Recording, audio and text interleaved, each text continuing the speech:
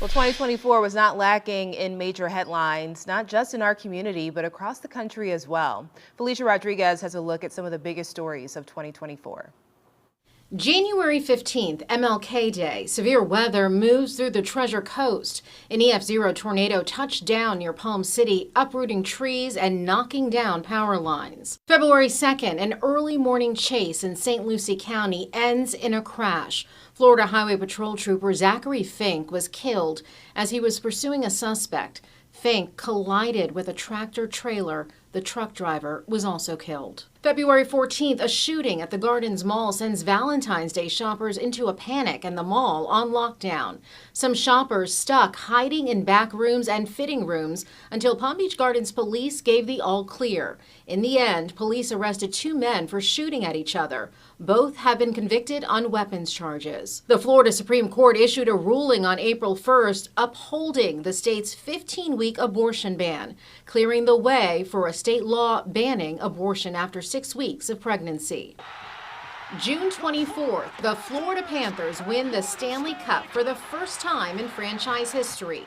A week later, South Floridians celebrate the victory on the streets of Fort Lauderdale. It was a soggy celebration for the Cats. July 1st, a Palm Beach County Circuit Court judge orders the release of grand jury documents in the Jeffrey Epstein case, more than 150 pages related to a 2006 investigation into sex trafficking and rape allegations made against Epstein. The documents had been kept sealed for nearly 2 decades. July 30th, a local mother and her pregnant daughter are killed in a crash in Boynton Beach.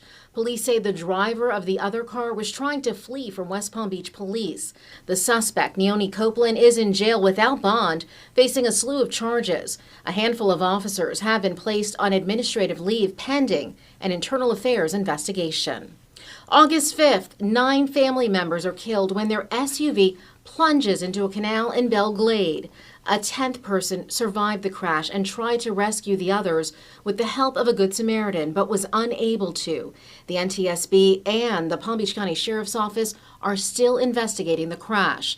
Of the 9 people who died, 6 were children. September 15th, a second assassination attempt on Donald Trump, the Republican presidential nominee, this time while golfing at his club in West Palm Beach.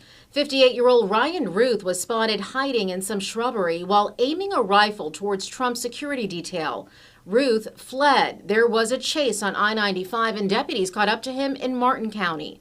Ruth is facing state and federal charges related to the assassination attempt. October 1st, West Palm Beach Police Chief Frank Adderley is fired by Mayor Keith James.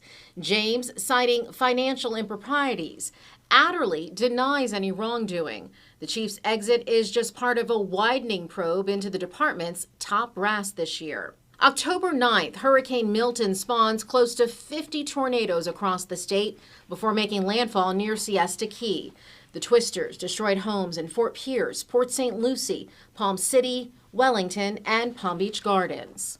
November 21st, 2 Palm Beach County deputies are killed and 1 critically injured in a horrific crash on Southern Boulevard. The deputies were conducting traffic enforcement when they were hit. The driver has not been charged. A few days later, the 3rd deputy passes away from his injuries. On December 3rd, the community comes together to honor Deputy Ignacio Dan Diaz, Deputy Ralph Butch Waller, and Corporal Luis Paez. A public memorial was held at the I Think Financial Amphitheater in West Palm Beach.